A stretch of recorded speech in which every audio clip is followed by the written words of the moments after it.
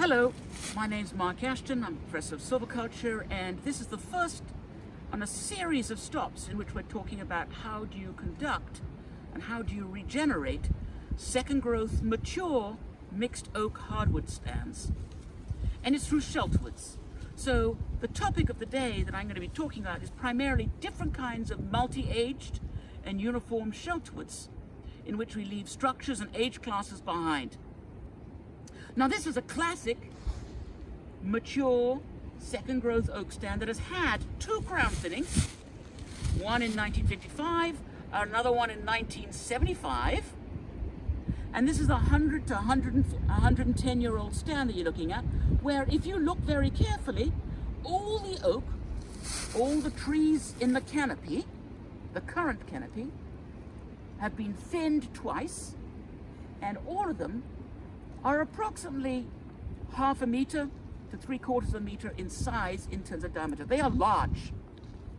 But all the trees in the subcanopy still exist. They still subsist in terms of the trees of the subcanopy of the past canopy. The red maples are still in this stand. The black birches are still in the stand. And trees of the future canopy are much larger. Trees like sugar maple. Sugar maple is going to become potentially the next component of the stand if we again thin it. This is a much larger sugar maple because it's received two crown thinnings, primarily focused on oak, but helped species of the future canopy. You have a very fully structured, incredibly dynamic, tall forest on a rarely productive, it is a sugar maple site. Very fully stratified. How do you go about regenerating this? If we were going to do a relatively heavy uniform cut to regenerate and essentially make sure that we have everybody else, all the trees, all the functional groups back in on a young regenerating stand, the most difficult species to regenerate are the oaks and the hickories, the mast producing. They are shade intermediate, so they might grow in the understories of advanced regeneration, but they generally do not last long in deep shade, particularly in the shade beneath species like sugar maple and beech and hemlock. We are also dependent upon ensuring sugar maple regeneration, hemlock regeneration. These are all more easy to secure in this kind of stand because they're all more shade tolerant. We can secure actually white pine advanced regeneration. You can see masting. This is relatively suppressed regeneration of white pine that is about 15 years old from the last mast year of white pine. And there is oak that has succeeded from the last mast year. It's about 8 or 9 years old in this stand. And we also found that oak on drier sites can persist for 20, 30, sometimes 40 years. But on the wetter, moister sites, that doesn't happen. It subsists for a period of time after a mast and then dies. So we need to try and imitate that process, and we also need to essentially make it economically viable to do that process, and at the same time ensure that not only are we going to regenerate oak, but we're going to release the pine, we're going to release the sugar maple that's on this site already in terms of regeneration, and the hemlock. And we will for sure succeed in getting plenty of pioneers in here, primarily a lot of the long-lived black birch, the relatively shorter-lived, more shade-intolerant white birch, and also a lot of red maple. The red maple, on the other hand, when you cut these kinds of stands, will actually sprout fairly vigorously. So this is the condition of a stand in which we'd be thinking about regenerating through a shelterwood. Let's think about what kind of trees we would mark for that shelterwood. We would try and space large, big parent trees of oak, for sure, because that's our mast source. It's also where we're going to get the greatest incremental value if we take them later after we've secured the regeneration. On the other hand, we can decide to leave some of them. We don't want to leave too many because we don't want to impede the growth of a vigorous, young, competing, initiating stand that will go into stem exclusion and will grow up around those oak. So we can't leave too many, particularly in this kind of stand where oak is it's going to be competing with the more shade tolerant species and the more shade intolerant pioneers. So we will be leaving perhaps every other oak in this particular stand, and then if we wanted to leave other structures like this well-formed sugar maple, we'd have to ensure that they are spaced adequately apart, and these sugar maple, when left into the next stand, would be a much older age class, the same age class as the oak that we choose to leave in terms of the parent seed source. They would be about 115 years old plus, whereas the young regenerating stand would be from 0 to 10. So 2 age classes. The other kinds of elements that we try and look to leave behind are wolf trees or structures that are often in these second growth oak hickory stands that are the old wolf trees. They were there before the land was abandoned. They grew out in the open. They were there as the land grew back to old field pine. They were there when the old field pine was cut out for packaging in the boxwood industry at the turn of the last century in the early 1900s. They were there when this young second growth stand grew up and is now, after 2 crown thinnings, about 115 years old. So what are we going to do? Let me show you. Okay, so what we've done to this stand is we've marked the trees we want to retain. And there are 3 color codes for the trees that we want to retain. Everything else would be cut in the first of a preparatory establishment cutting together, combined here, to both establish and release advanced regeneration. And what we have left in terms of the 3 color codes are, of course, the blue, those big parent tree oaks that are going to become the seed source, the parent seed source for establishing a mast and advanced generation on the ground. And then we have structure that we're leaving behind purposely. That will become the older age class, surrounding which all this advanced generation and regeneration that establishes after this cutting grows around it. So the green are the sugar maple, that functional group that is extremely old, even though the size class looks young, is an extremely old tree. Same age, or almost the same age, as the oak. And then trees that we've basically functionally left, trees of the past canopy, we're going to reinvigorate. In fact, in this case, this is an old basswood that we purposely left as a snag. So what you can see here, in this little area, these are trees that we purposely left. But all around, you'll see no marks. No marks of the trees of the current canopy, the big oaks, no marks of the trees of the past canopy, or no marks of the trees of the future canopy. We're taking out and renewing, opening up all that growing space. So the next oak and the oak cluster what they're leaving is over here.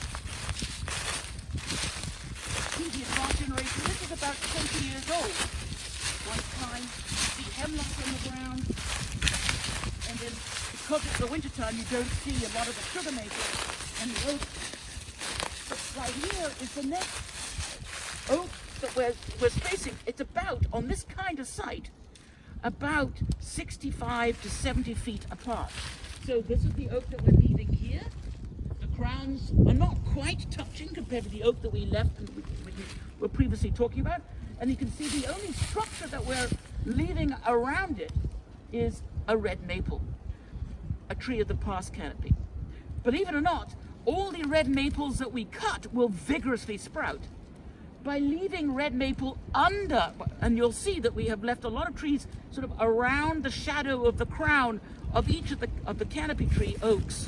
And the reason why is because it's a great way of allowing and perpetuating structural diversity within a regenerating stand. Structural diversity in terms of the more shade tolerance, and trees of the past canopy will release, they'll grow out, and they'll fill in around the canopy of the big oak, which is the mast source, to seed all the areas outside of that sort of group or cluster of trees. So you're creating a dynamic, an irregular dynamic, in which there's plenty of space for the regeneration, and you're then allocating to the older age class groups or pockets of growing space that will essentially grow out, but not necessarily compete with the regeneration that is growing on around. If you left structures on this kind of site, this moist mesic site where sugar maple and hemlock are competitive, black birch is competitive, if you left more reserves in irregularity, other age classes, the older age classes sort of more interspersed, you're really going to promote competition between the older age class and the regenerating age class. And on this site, you really do not want to do that. So let's go and see the other tree in this area that we've kept.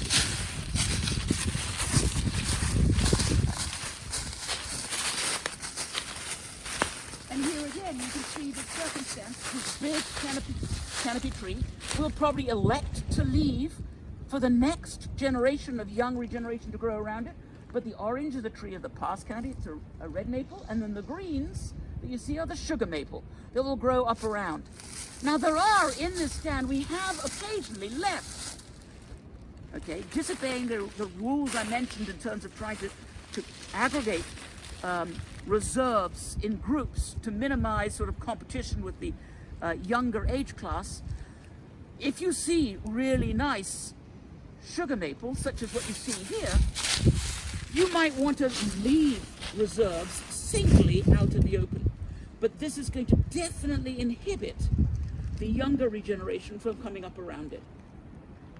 But this is what the structure would look like in an establishment uniform cutting of the first cutting of shelterwood, where you're combining the preparatory treatment and the establishment treatment together. The treatment after this is probably just leaving everything in terms of the structures that you've reserved, but taking out every other canopy oak. And it's worth it, because they'll probably be at 1 meter in size, very high quality veneer, very high quality saw timber, all clear, pruned and thinned twice over 115 year time period. Thank you.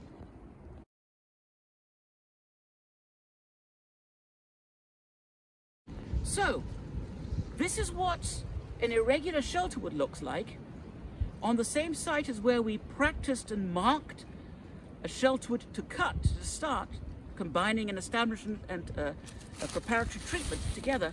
After 20 years after the harvest, this is what an irregular shelterwood looks like. It looks like a stem exclusion stage black birch. And then you can see around it the large irregular parent trees of oak that have been left, and some of the other structures like red maple and sugar maple that have also been left. This is one. In fact, this is a red maple that actually, when it was daylighted, died back from shock and then resprouted. And actually, it's a great way of both creating a snag and allowing for a less vigorous sprouting.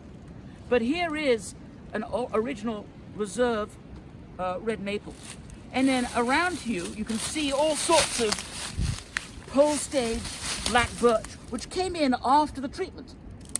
And then you can also see the sprout origin red maple of trees of the past canopy that then resprouted, and now you can see there now of the canopy of the regenerating stand. They're still obviously below the original legacy structures that we've left of the parent tree oaks, but that is now trees of the canopy, along with the black birch. There's another one here.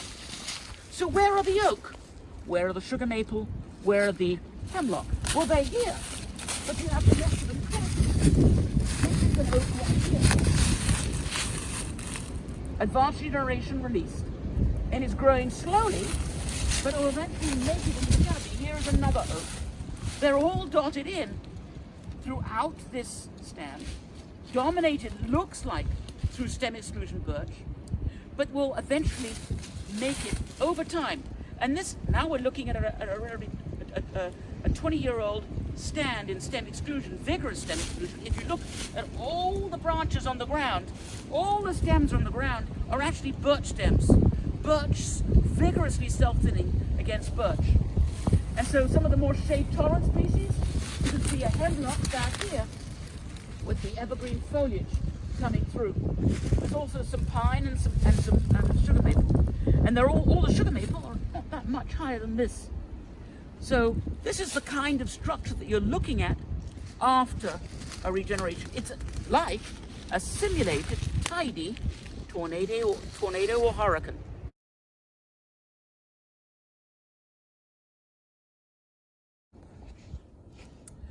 So what you're looking at here is another shelterwood with reserves left behind. This is again on a mid-slope site. The spacing is around 60 odd feet apart, accommodating to a somewhat drier, more gentle slope than more northerly aspects where the black birch is much more vigorous. Here you can see it's a mixed hardwood shelterwood, mixed oak pine. And what you can see very clearly is all the young pine regeneration with red maple sprout origin, a lot of black birch, and some oak. Even though we called it an oak shelterwood, that's the species we really are focused on. We can get everybody else on in the initiation stage of the stand. This stand itself, when you're looking at this, here is red maple of sprout origin, and here you can see pine of seed origin that regenerated at the time of the establishment and preparatory treatment of this shelterwood. And then you can see much larger structures. You can see an irregular reserve left of white oak, which is, we prefer that because white oak is a very important preferred source of sweet mast for a lot of wildlife, so we leave them as reserves along with occasional sugar maple and some of the larger parent tree, regularly spaced pine and oak that were the original parent source for this whole regenerating stand. The stand itself is 15 years old. It's entering into stem exclusion, canopy closure. It's at this stage, beyond initiation, entering into early stem exclusion, that you can get some of the highest and most diverse breeding birds in terms of abundance and in terms of species diversity of any of our forest types in terms of stand size classes and stages.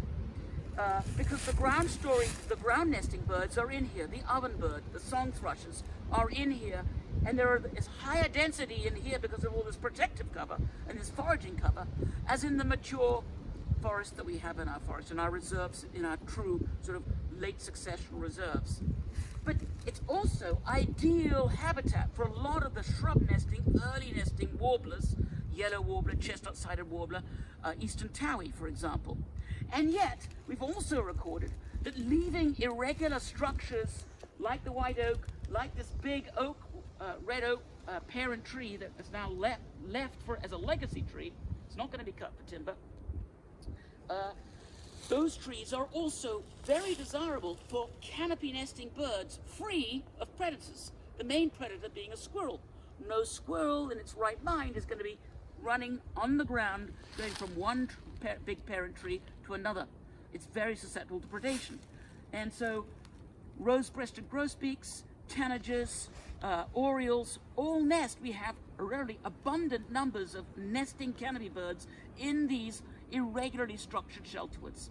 So here it is, a mixed species, even-aged, third growth stand combined primarily of pine, some oak, a lot of birch, red maple sprouts, the standard mix that we get on this kind of site, along with parent trees and reserve structures that serve to amplify structure and to create a more irregular age class.